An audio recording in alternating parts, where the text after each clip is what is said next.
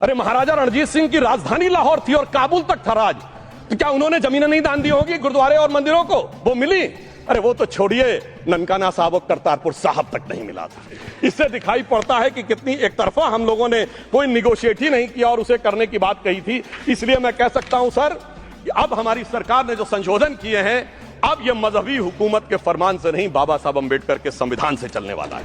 अब मैं अंत में उस विषय के ऊपर आता हूं जिसे सांप्रदायिक राजनीति बनाम सेकुलर राजनीति इसके ऊपर कहा जाता है। सभापति महोदय, मैं बताना चाहता हूं कि जब आजादी मिली उसके बाद क्या किसी ने डिमांड किया था कि हमें वक्फ बोर्ड चाहिए? नहीं किया था। फिर क्यों 54 में दिया गया? किसी मुस्लिम ने डिमांड किया क्या कि मदरसे चाहिए? फिर क्यों दिया गया? मुस्लिम समाज तो राष्ट्र की मुख्य धारा में आने को तैयार था, इसीलिए यूसुफ खान, दिलीप कुमार के नाम से आने में उन्हें कोई प्रॉब्लम नहीं थी। महजबीन बानो को मीना कुमारी के रूप में आने में प्रॉब्लम नहीं थी। मुमताज बेगम को मधुबाला बन के आने में प्रॉब्लम नहीं थी।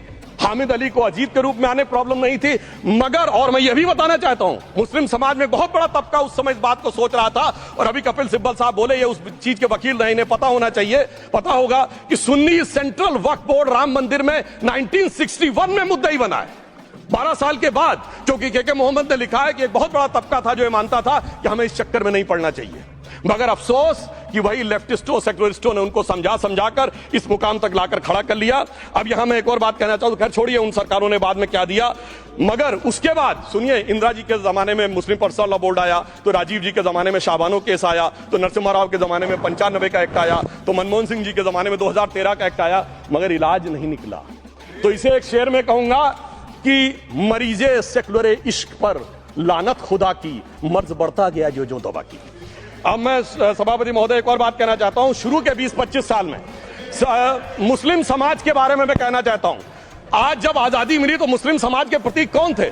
उस्ताद बिस्मिल्लाह खां, उस्ताद फरीदुद्दीन डागर, उस्ताद बड़े गुलाम अली, उस्ताद जाकिर हुसैन, जिनकी अभी कुछ दिन पहले डेथ हुई, बड़े बड़े नगमा निगार, हसरत जयपुरी, मजरूर सुल्तानपुरी, साहिर लुधियानवी, कैफी आजमी, जोश मलियाबादी, जिगर मुरादाबादी। अब सर क्या हो गया? तब मुस्लिम समाज इन अदब के शाहकारों के साथ जोड़ा जाता था। आज मुस्लिम समाज का नेतृत्व किन लोगों के साथ जोड़ता है? इशरत जहां, याकूब मेनन, मुख्तार अंसारी, अतीक अहमद, दाऊद इब्राहिम। कौन जोड़ रहा है ये? तब से सर, जब से ये सेकुलर हो गया देश 1976 से और सेकुलर सियासत शुरू हुई, उसने ले जाकर इनको इस मुकाम तक पहुंचाया। और इस वक्फ बोर्ड के बिल में भी जो बात कही जा रही है सर, मुस्लिम समाज को यह समझाया गया कि तुम्हें बीजेपी वालों को तुमसे बड़ी अदावत है, और कहा गया इनको बड़ी मोहब्बत है। जब यह देश आजाद हुआ, मैं उत्तर प्रदेश का रहने वाला हूं, उत्तर प्रदेश में 1931 की सेंसस में 8% रेट ऑफ डेथ थी और सैयद मुसलमानों में 24% थी। यूपी की ब्यूरोक्रेसी में 20% थे। आज कहां चले गए सब? मैं एक लाइन में कहना चाहूंगा, ये अदावत और मोहब्बत की सियासत में ऐसे फंसे कि किसी को किसी की मोहब्बत ने मारा, किसी को किसी की अदावत ने मारा, मगर इस शराफत अली को सेकुलर सियासत ने मारा। और मैं सभापति महोदय एक और बात कहना चाहता हूं कि चलिए बोलिए। फौजिया खां, मैं समुंदर के तट से कश्मीर की बर्फीली पहाड़ी तक चला,